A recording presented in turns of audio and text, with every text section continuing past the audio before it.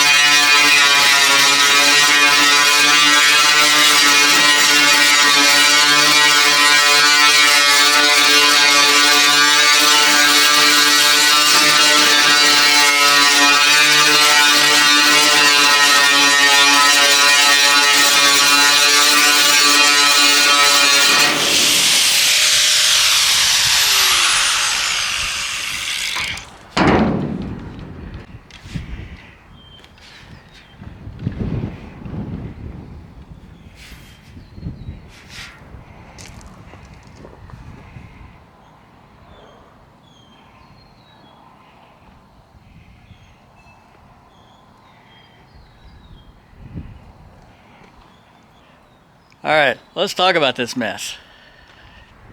Well, this is interesting. So, just as a little bit of background, and I know I'm outside, wind's blowing, but that's where we're at. A little bit of background on this hood. When I bought this truck, there wasn't a stitch of paint on this hood. So, when I was getting it together, and I don't know if I've told you, this whole truck's painted with Rust-Oleum. Mixed a little bit of the aluminum paint in there and painted it just the Rust-Oleum black with a little bit of silver. Just, yeah, whatever. Fundamentally, I was trying really hard to get this truck up and running. So this truck started out as a 1971 3/4 ton long bed. So cut the frame down. It didn't have a motor. Didn't have much of anything. This has a 1975 front suspension. The rear end is a 373 out of a 1975 square body. So basically with all of that, by the time it got to this, I'm like, man, I'd really like to have a 67, 68 nose on this thing. So I wasn't too carried away with the front end on it, but I'd never wholesale used rust converter on a panel like this, given I was in kind of a hurry. I sanded it all down, got as much of it down to metal as I could, but there was still a lot of rust left on this thing. Coated the whole thing with the rust converter, you've seen me use it, and sanded that all down, and then primed it with just rattle can primer. Put some, the hood was pretty flat, right? So there's no real body work in the hood itself, but I coated the whole hood with Evercoat, the Ultra, and then I primed it. Let's see if I get this right. So put the rust converter down, went ahead and just primed it, and then put the lightweight body filler on top of that, and sanded it all down, put some more primer on it, and we painted it. I painted this hood, and obviously when it started out, it looked pretty good. Then I started noticing a few little bubbles, and I started looking at them like, okay, well, again, I got to be honest, I really didn't. It didn't cause me any lost sleep on this thing, because my intent was I really want a 67 nose on this, and we did a video on me fixing one or both of the fenders that's going on this truck. Today, I decided, well, not that I haven't seen this hood, get steadily worse along the way. Today I thought, well, I've got to, this is going to be a short day. Yesterday I was working on raised beds for my lovely bride, and so I didn't get any car work done yesterday, and today I got to run and pick up a 1982 650 Maxim Yamaha. It's a parts bike, but I bought an 82 Yamaha, brand new, and the carburetor, those constant velocity carburetors, man, they really suck. Had nothing but problems with that bike. So that bike's only got like 2,000 miles on it. And over the years, I have played with it. Right at some point, I decided that, okay, I'm gonna get this thing running, so I made a 4-into-1 intake on it out of just old tubing, and put I forget what size Mikuni it was on it, but it was single Mikuni on it, and you know what? It actually ran. I'm like, okay, cool. So I started making a hardtail out of it. Long story short, the bike needs a parts bike to get it back up and going. So I'm gonna go pick up a parts bike this afternoon. I'm not gonna get a lot of car stuff done, so I need to fix the leaking rear cover seal on the rear axle. And so I backed this thing up here, and I'm like, well, I wonder if you guys be interested in what actually happened here. So, I told you how I laid this down. And I've used this rust converter all over the place, right? You've seen me use it. I've never had this kind of trouble on it. But the issue on this, I think there's multiple reasons why it turned out this bad. One, I didn't put a sealer on it. Without a doubt, a rust converter needs a sealer once you put it on there of some sort, right? And in the past, I've just used epoxy primer. I don't have an excuse for this. I was in a hurry. I wasn't that concerned. Rust converter should have been sealed. Then I put the body filler. You guys know body filler is hydroscopic. And then I painted it with the Rust-Oleum, but it was 100 degrees outside, and the reason this has a matte finish is because the paint was drying long before it, the paint was drying really fast. And I was using a turbine sprayer, right, so it was already warm air, right, because I can tell you that I measured the temperature on that little sprayer. It's like 120 degrees. So it was warm air, it was 100 degrees outside. So the paint was flashing pretty quick. There was no stopping. Once I started painting, I just painted the whole thing because it was already pretty much dry. So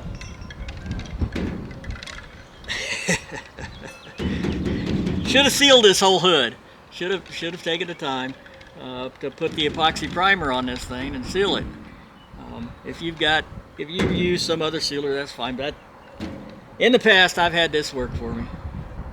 I think that probably would have solved it if I would have had the truck inside, so I could have got a nice thick coat. It wouldn't have happened as fast. I think it would have still happened eventually, but as it was, the paint didn't provide much protection. The body filler is hydroscopic, and that water went directly to the rust converter. And if you guys haven't tested this, you probably ought to test it. The rust converter left. If you put rust converter on a panel, I can show you. Actually, I can show you a hood. Let me walk over. I'm gonna take the camera and I'm gonna show you the hood of the 83 short wide bed I've got over there. So that hood was in the same shape as this one.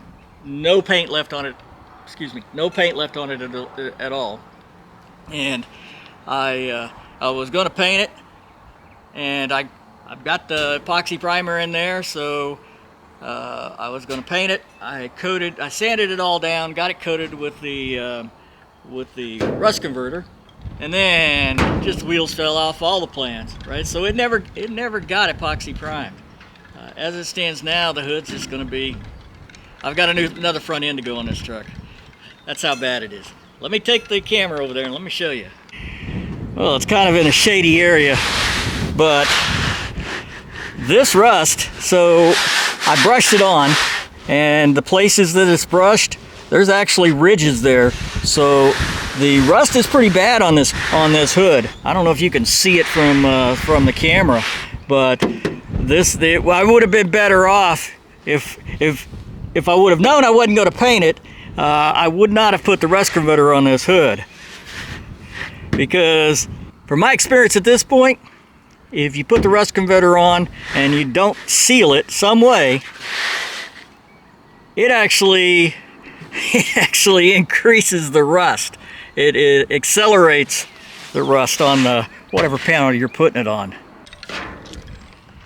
So when I'm working on these old pickups and things, and I'm putting you see me put the rust converter on, you also probably notice that the every part gets painted, and I pretty much, especially on the inside stuff like that, man, I make sure that the rust converter is cured, right, and then I just soak it with paint.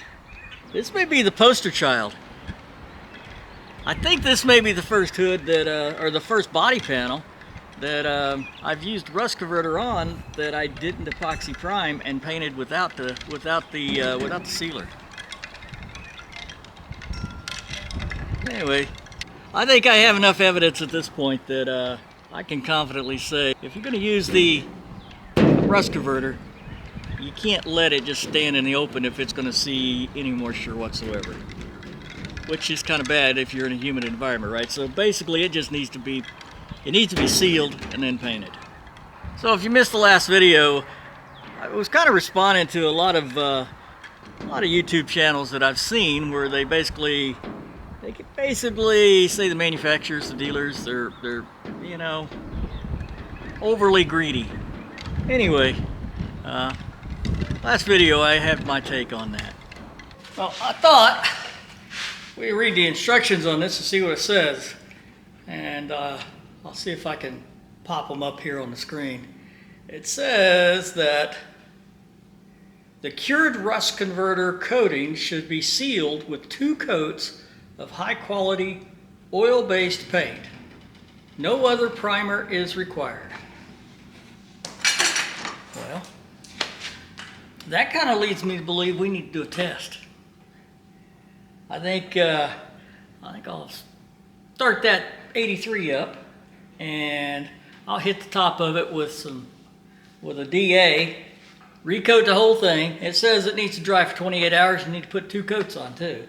So I'll put a whole nother coat on, and then I'll put a second coat on, let that dry for 48 hours, and then we'll get our vacuum cleaner out again, and we'll spray the whole hood with whatever Rust-Oleum I have. I have to look and see what colors I've got. Don't know if I really care. And then we'll let that thing set. I think that's the plan. Well, I know this was a little different, but normally we work on old trucks around here. If you're interested in old trucks, go ahead and subscribe. Leave a comment. You know, have you had any experiences with rust converter? And until next time, I'm Random at RandomRodShop, and I'm out of